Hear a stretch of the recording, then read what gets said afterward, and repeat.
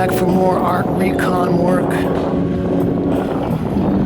We're going to try to pop into Karma and see a Jane Dixon show. Stay tuned.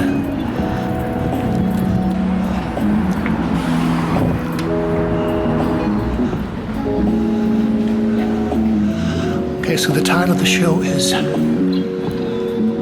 Jane Dixon, Promised Land. Well, we'll do our sweep.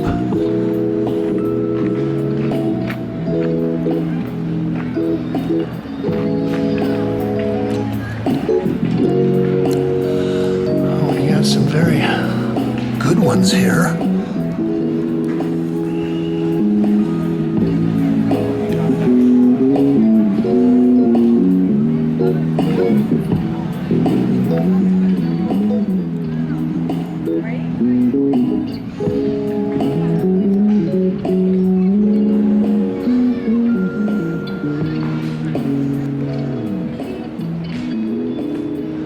Universal unisex.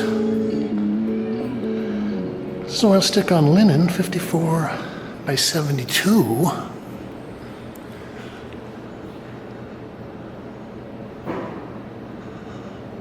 Well, I've kind of peripherally known Jane for many years. I think maybe the first kind of contact I had with her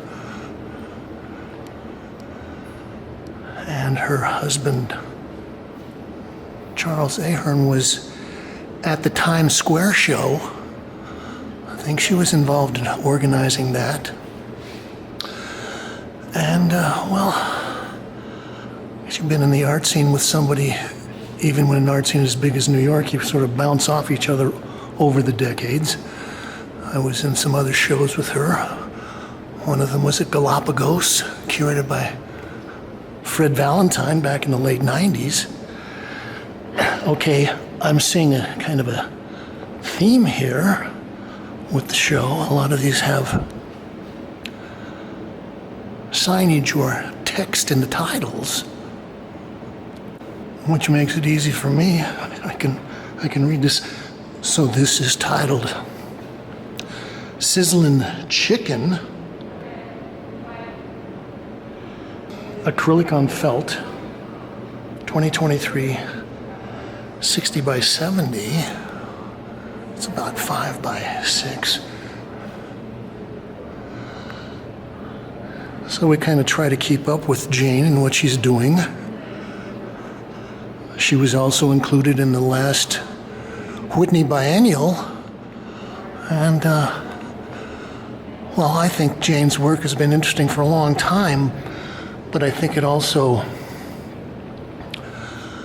goes to a notion which is not really that popular in New York anymore, which is if you're good and you keep working at it for a long time and persist, that people will eventually recognize you. And I think Jane is one of the cases where this has worked out like that. Also, I think we came down, maybe it was a couple of years ago, and saw a beautiful show she had at James Fuentes, which is a little bit west of here. I would guess that this one is titled Save Time.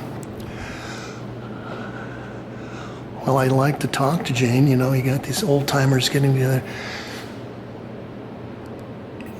She also used to run I don't know what they call it, the big sign at Times Square that would have text running along it, and it would go 24 hours a day. And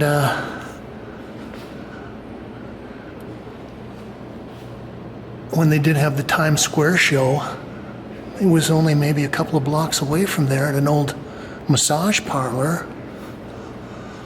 I wasn't actually part of the show. I just happened to walk in one day. They had a blackboard where they asked people to participate, so I scribbled one of my little characters on the wall.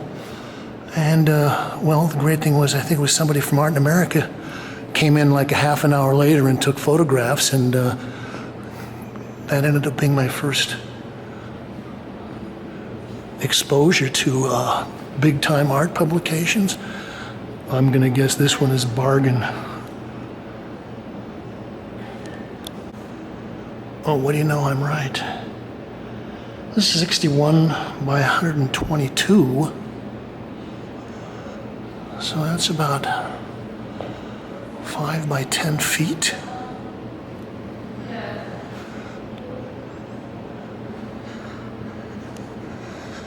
Anyway, I guess as Jane was working in this, on the Jumbotron or whatever they call it, Times Square, she also had a studio up there, I believe, on 42nd Street near the Port Authority. And I think that she said she used to work there at night a lot. Okay, so this is also acrylic on felt.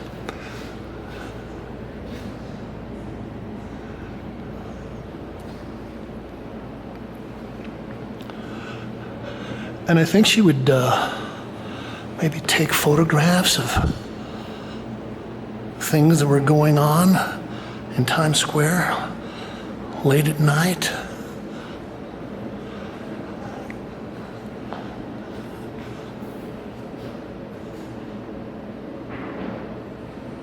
It's titled Up Against the Wall. You can sort of see a part of Union Square there. This was back in the days when they actually used to arrest people. Now they just give you a bench warrant and hope you come back at some point. This is 2023 oil stick-on linen. I will draw your attention to Jane's technical things. Okay, so this is a pretty nubby linen weave.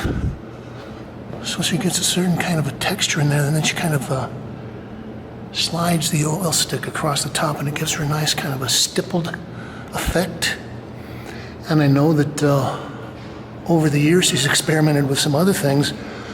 I think when I was in a little show with her in Williamsburg in the late 90s, she was actually working on AstroTurf. And I guess maybe that was a little too textural for her. Also, Jane does a great job with using the color to modulate the forms.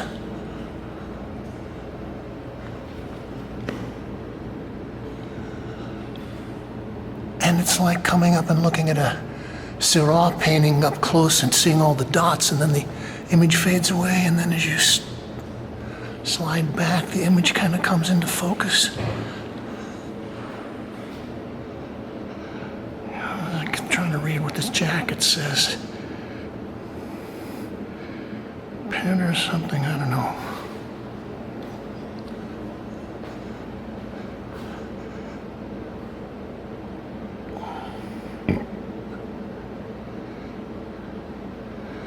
Okay, this is a classic Jane Dixon piece. It's titled Dreams. Oil stick on linen, 72 by 54.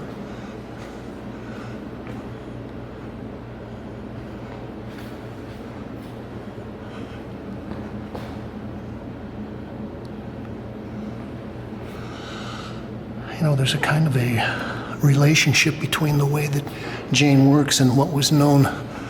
You know, when I was growing up, they had the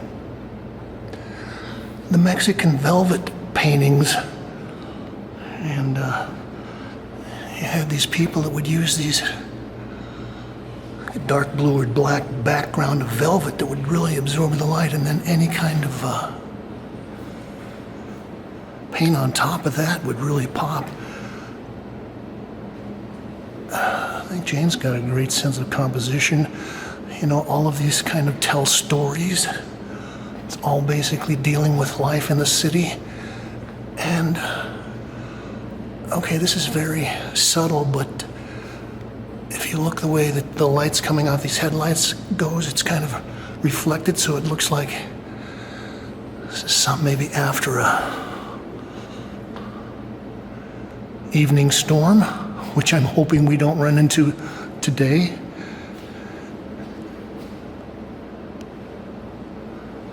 Okay, let's go in the back room.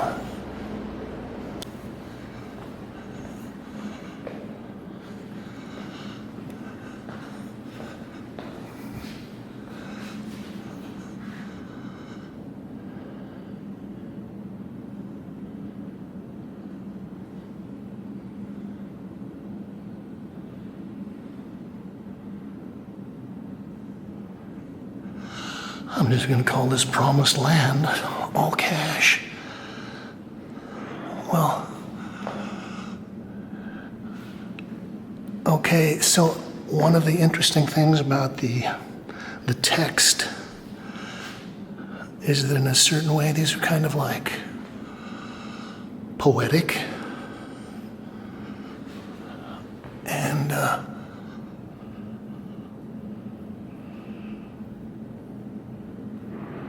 so this is acrylic and felt. You can see where she's lettered these in by hand, so these are not just photographically projected. She spent some time laying these out like a sign painter.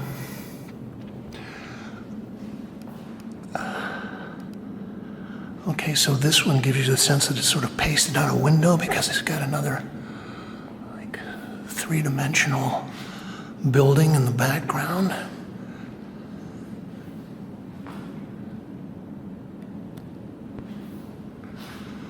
Okay, so this is a triptych. So this is obviously the kind of thing you would see if you're looking out a window from the 6th floor at a Times Square studio. They're calling this one Rage 2023. Acrylic and eggshell on linen, 72 by 35. Okay, so I was talking about some of Jane's innovative use of textural things. So I've got the little chunks of eggshells. I wonder if these are like organic brown shells, or if she's just using regular shells. Also, it'd be interesting if she was, okay, that's good. Repent, the end is near. She was using some kind of egg tempera maybe on some of this.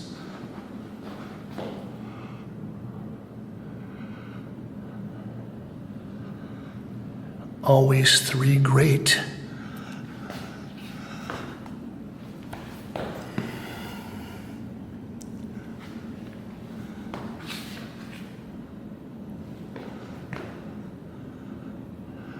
Okay, that's a lot of people on the ladder.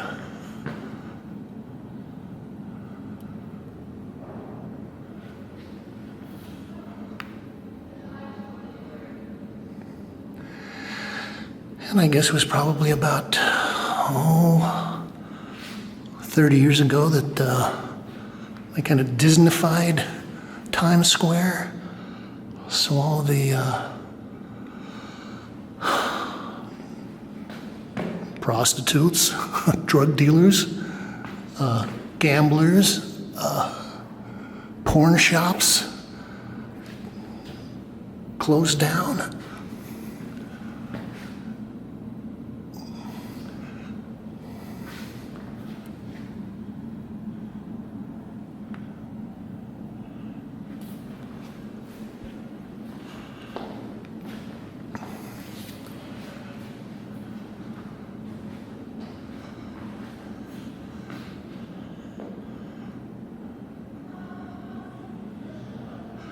So I guess that could be broken up or it could be kept together as a triptych, but altogether I would say that's probably like 12 feet by 6.5, something like that.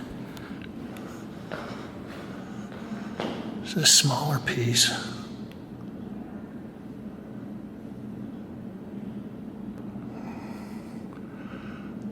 So I was talking about the kind of the poetic aspect of this. It's titled Lyric Terror. Acrylic on canvas 36 by 48. Okay, this is much more of just a kind of a straight painting.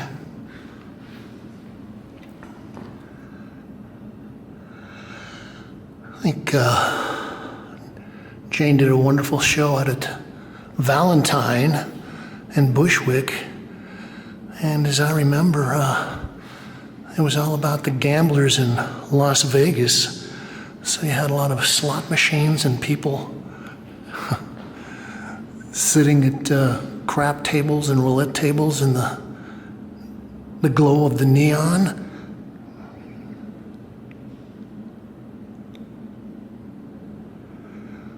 Liquor to couples. And again, so you're kind of looking down from the upper floors of the building. Someone was joking, it's like, okay, we're gonna have a COVID lockdown, and so you can't go to church and you can't go to school, but we're gonna make sure that the liquor stores are open. Also, this is one of the nice things that Jane notices, the little neon reflection there on the windshield of the delivery truck. I saw somebody's bike.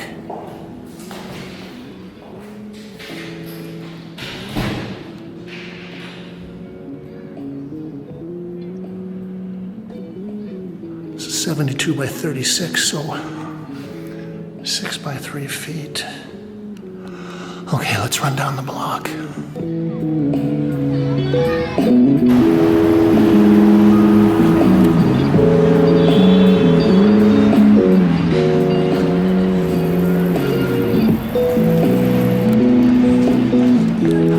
Okay, so now we've run down to the satellite project space.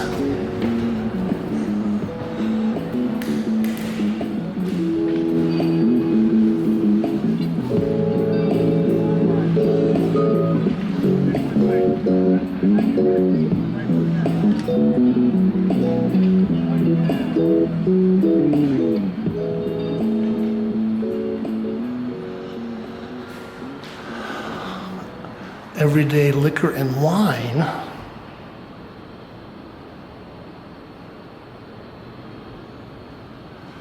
This is oil stick on linen.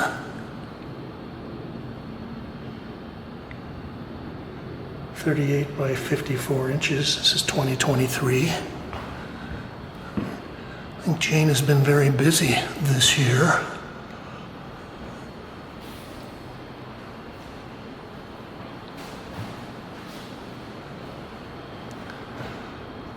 Okay, this would be one of the hints that this is not an image from the 80s.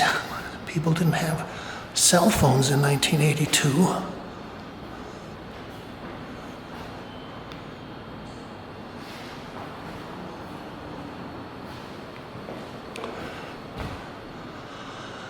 Okay, so this is another version of universal unisex.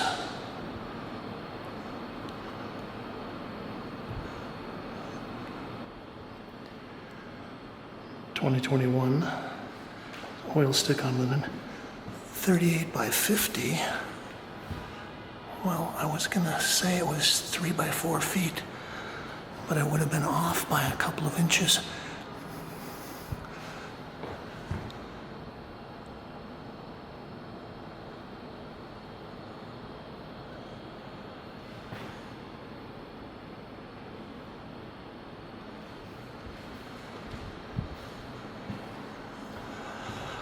It would be interesting to go back and compare the compositions between this one and the larger one that's in the other gallery.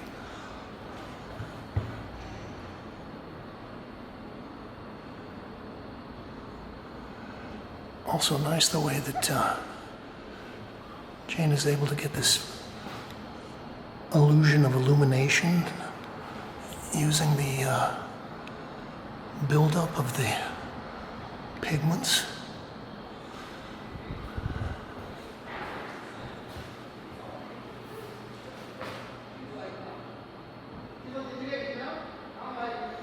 This is titled Schoolgirls, 2023 oil stick on linen.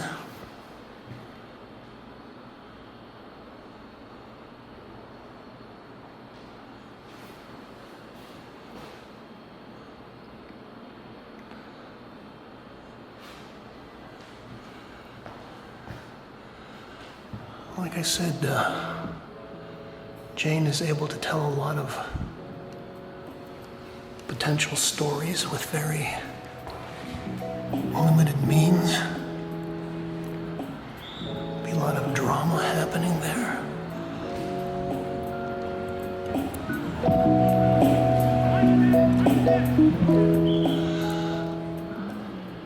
Okay, so that was a look at Jane Dixon, Promised Lands.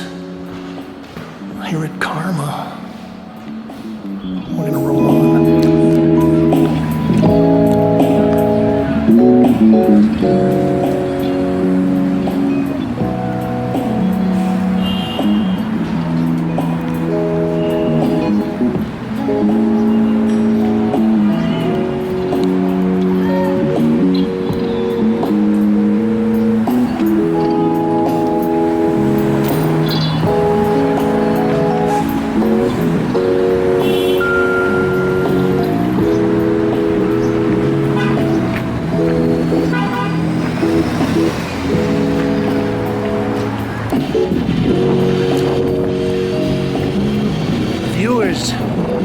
We are back on the Bowery. We're going to run into Andrew Edlin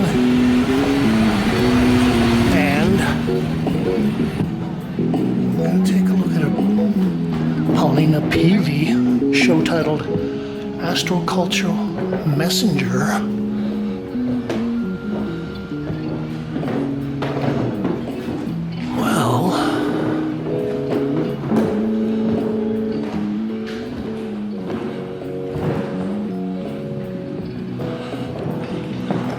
We'll do our little sweep. I've been admiring Paulina's work here at Andrew Edlin for, gosh, at least 5 years now, I believe.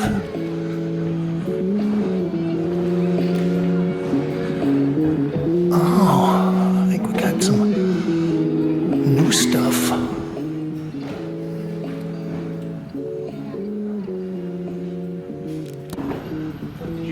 Well,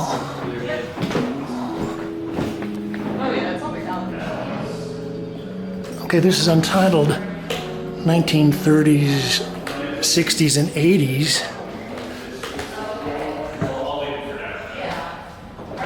Well, I, just spent about the last 45 minutes talking with the curator of the show, Laura Whitcomb, and got a lot of interesting information. And there's going to be a panel discussion, so everybody's busy organizing and setting that up. So we're going to kind of skim over some of this. These are some smoke drawings. Fumato, as I think Wolfgang Pellin described them. So you could hold a candle or a match or something under the piece of paper and the smoke would make your little image there. Some works on paper. It's untitled.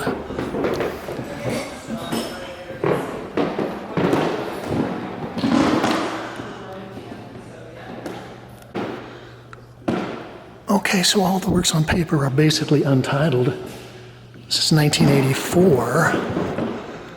And, well, as I was talking to Laura, she was talking about her ideas about the works on paper, but she was saying that, if you get up closely, you can see little numbers and texts that she's added in here. So her theory is that these pieces might be about some kind of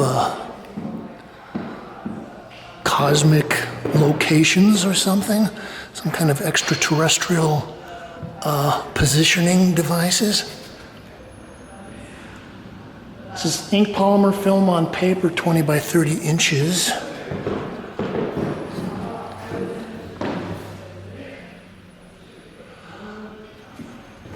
So entitled, and we got some numbers in there.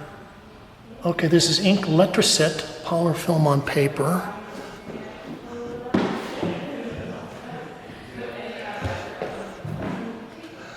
One of the things that is fascinating about Paulina is that I think she lived to be 97, 98, something like that. And so some of the paintings she worked on incrementally over 50 years, 45 years, something like that.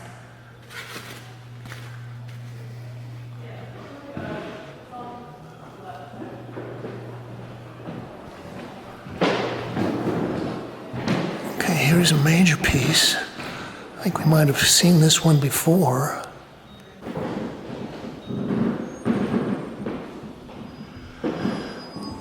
So this is untitled.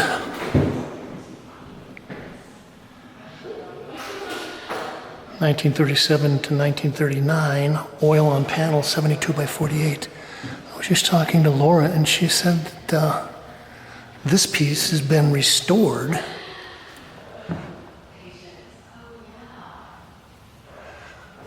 But we'll see if you can get a sense of it's almost like an enameled surface. They're so polished. Although there is a certain amount of crackle, but that kind of adds to the patina. I'll read a little bit from the press release. The exhibition includes 7 paintings commissioned for and displayed at the San Francisco Golden Gate International Exposition in 1939. With these works, Peavy aimed to reframe our understanding of biblical figures, presenting them as archetypes of higher meaning than had been misrepresented by patriarchal systems throughout history. Solo exhibitions of Peavy's work was held throughout the 1930s and 40s, most notably 3 in 1935 at the Gumps Gallery, San Francisco, Stendhal Gallery, Los Angeles, and the Delphic Studio in New York. Beginning in the late 1930s, she immersed her figures in translucent bands of color, and from the 1960s to 80s, she added abstracted crystals.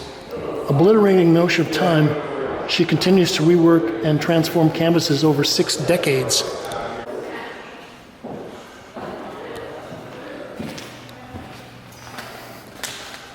Well, I was also asking Andrew if there were some pieces that we haven't seen in some of the previous shows, and he said yes, there was. And I'm not sure, but I think that some of these smaller pieces might be new, or at least new to the people that are alive now. It's untitled, oil and acrylic on board. This is the 1930s to the 1970s.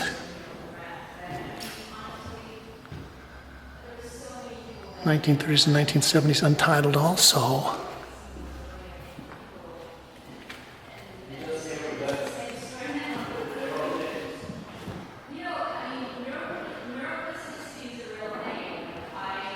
(1930s to 1980s). Okay, so that's only 50 years.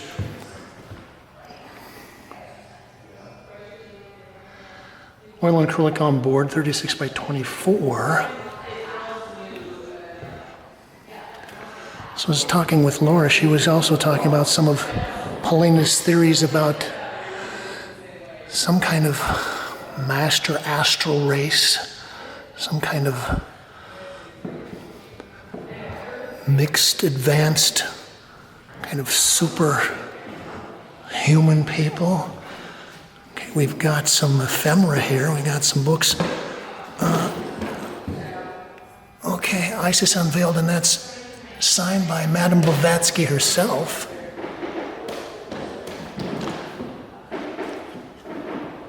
Oh gosh, that's interesting. So we've got a drawing manual designed by Paulina Peavy. $1.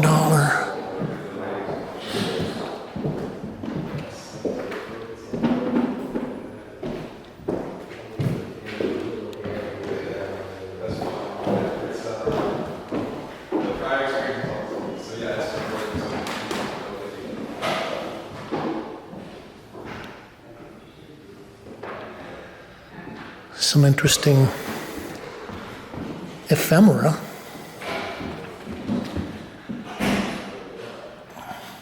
Oh, that's great. LACAMO Enterprises, 41 West 51st Street. I think LACAMO was her extraterrestrial guide. How glad I am to know there are developing such sensitivities that you need to be a closer rapporteur of the great saucer masters.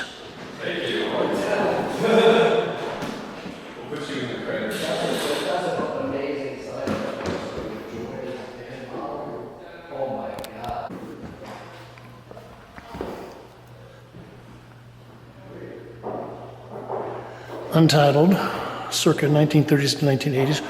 This is 18 by 24.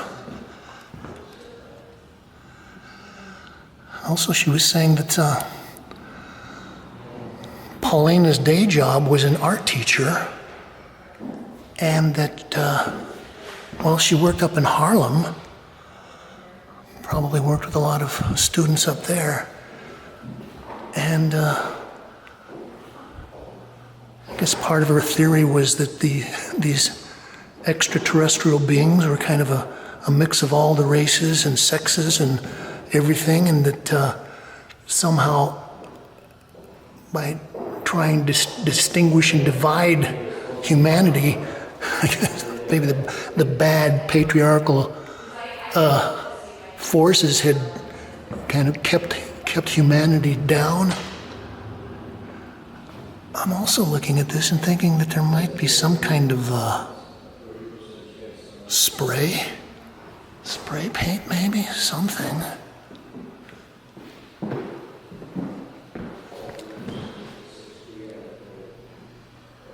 Untitled Oil on Board, this is 47 by 17.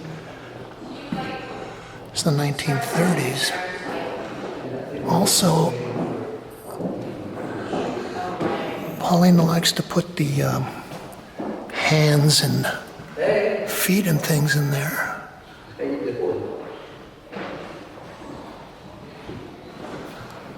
Kind of makes me think of Albrecht Düller's praying hands.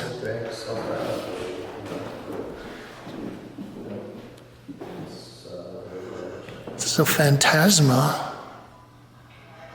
It's acrylic on canvas board, 24 by 30 inches. It's only, she started in the 50s and only worked on this until the 80s, so that's a little shorter term.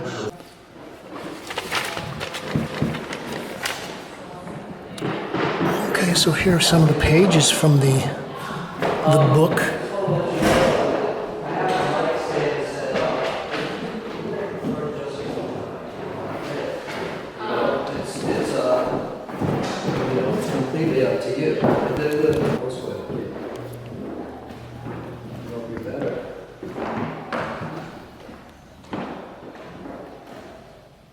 It's titled Phantasm 59. It's acrylic on board, 1980s. Okay, actually that's a canvas, so it's not a canvas board.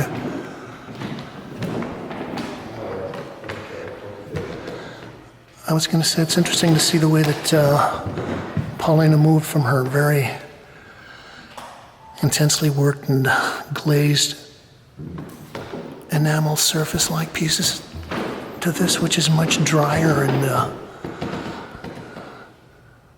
more along the lines of, say, Arthur Dove or some of the abstract expressionists, maybe.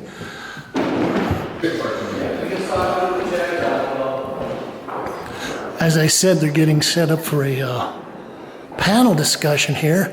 Unfortunately, it started raining, so I don't know whether I'm going to be able to stick around. Okay, this is great.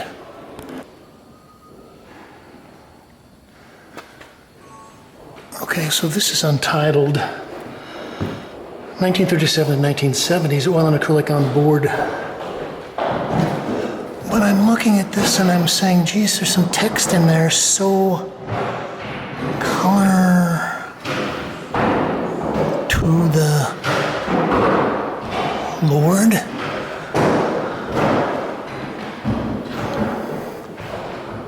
You know, a lot of this could have been in psychedelic posters in the 60s.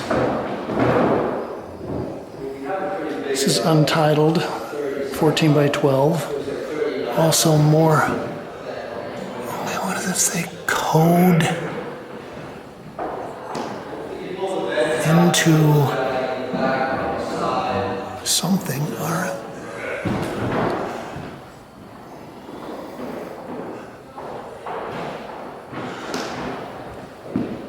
almost some of this looks like it was done with spray paint and stencils. And I'm also thinking that some of the articulated forms make me think of Lenora Carrington, at least some of her early work. It's untitled, also 1930 to 1970s. Okay, I've never seen these pieces here with the text.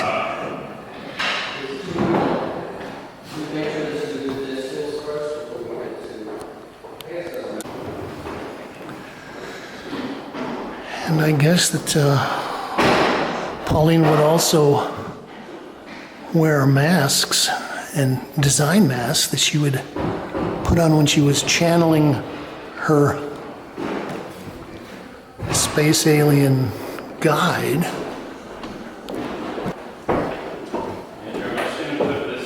'43 blue-eyed glowworm, not dated, mixed media.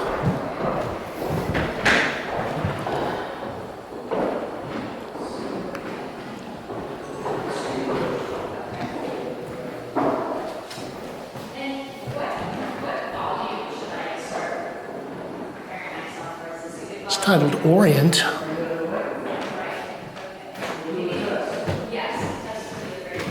Mixed media. So we've got, and it looks like silk tassels, fabric, brocade.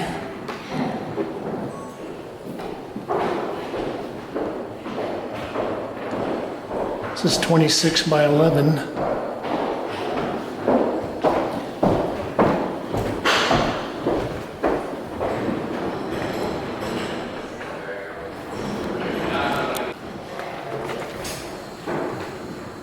This is modern art, 7 3/4 by 10 by 1/2 inch. Okay, it's interesting. So we've got kind of costume jewelry, buttons, other kinds of glass jewels. It does have kind of a Art Deco look to it. Oh, they got the lights turned down on this one a lot. We'll see if we can get anything. Untitled, oil on board. 14 by 12. Okay, a little child shall lead.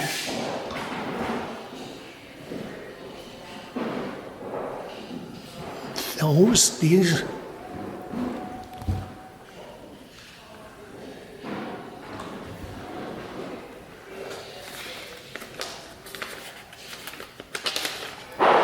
Laura was talking about her exhibition at the International, what was it, the Golden Gate International Exhibition? And evidently, when people started to talk to Paulina about what her theories were, and she started expounding on her theory that the Bible was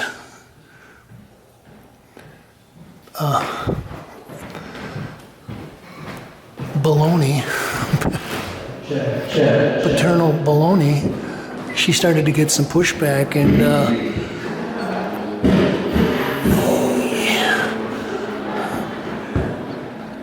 I guess it scared some people. Anyway, we're going to wrap up looking at this piece. I'm so glad we're getting a chance to see some of these. I asked Laura how much was in her estate. She said there was a lot, but not a lot of paintings. I am Alpha and Omega, 1937 and 1970s. I am Alpha and Omega. You know, it's like, yeah, the lettering and some of the shading on these things are so nicely done, so articulate.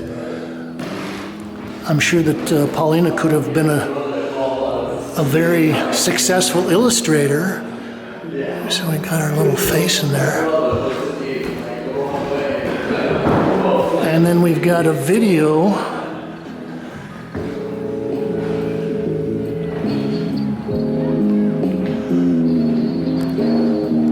Okay, it doesn't, I can't find any information on the video, but I would assume that this looks like it's the 1960s, maybe early 70s.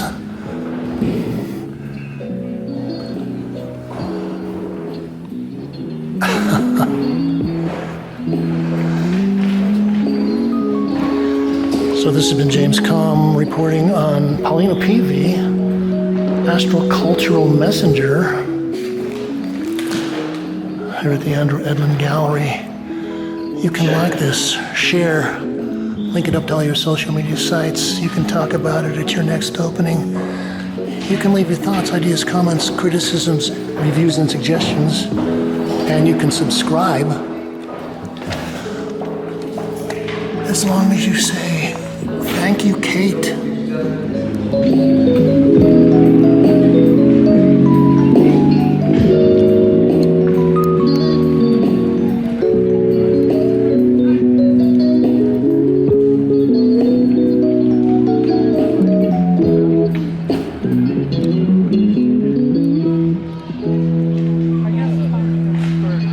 Ooh, thank you, thank you.